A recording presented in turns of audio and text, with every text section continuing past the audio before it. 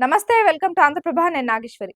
సెలబ్రిటీల జాతకాలు చెప్తూ నిత్యం వార్తలలో నిలిచే జ్యోతిష్కుడు వేణుస్వామి. సమంత, నాగచైతన్యల వైవాహిక జీవితం అంత సాఫీగా సాగదని ముందే చెప్పి అందరి దృష్టిని ఆకర్షించారు. అయితే వేణుస్వామి చెప్పినట్టు సమంత, నాగచైతన్య విడిపోవడంతో వేణుస్వామి పేరు తెలుగు రాష్ట్రాలలో మారుమ్రోగింది. మెగా డాటర్ నిహారిక విడాకులు, rebel star Prabhas Adipurush cinema flop గురించి కూడా ముందే చెప్పి తెగ ఫేమస్ అయ్యారు.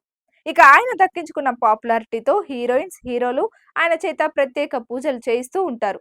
వేణుస్వామితో పూజలు చేయిస్తే సక్సెస్ దక్కుతుందని భావిస్తారు. హీరోయిన్ రష్మిక మందన కూడా వేణుస్వామికి శిష్యురాలు. ప్రతి ఏడాది తప్పకుండా ఆయనతో పూజలు చేయిస్తుంది. డింపుల్ హయాతి, నిధి అగర్వాల్ కూడా ఆయనతో పూజలు చేయించుకున్న వారిలో ఉన్నారు. రీసెంట్ గా వేణుస్వామి రాజకీయాల గురించి, పవన్ కళ్యాణ్ గురించి ఎక్కువగా మాట్లాడుతుండడం మనం గమనిస్తూ ఉన్నాం. ఆయన పవన్ కళ్యాణ్ 4వ వివాహం చేసుకుంటారని వేణుస్వామి బాంబు పేల్చారు.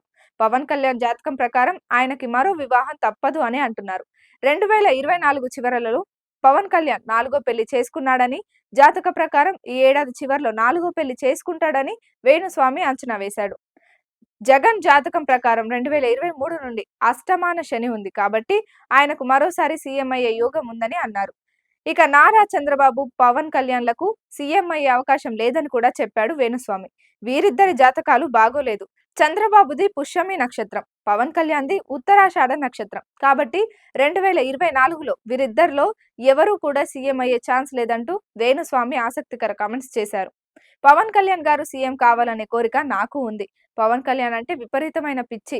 జగన్ను ఓడగొట్టి రేపు పవన్ కళ్యాణే సీఎం కావాలి అంటూ వేణుస్వామి మాట్లాడిన వీడియో కూడా ఇటీవల తెగ హల్చల్ చేసింది.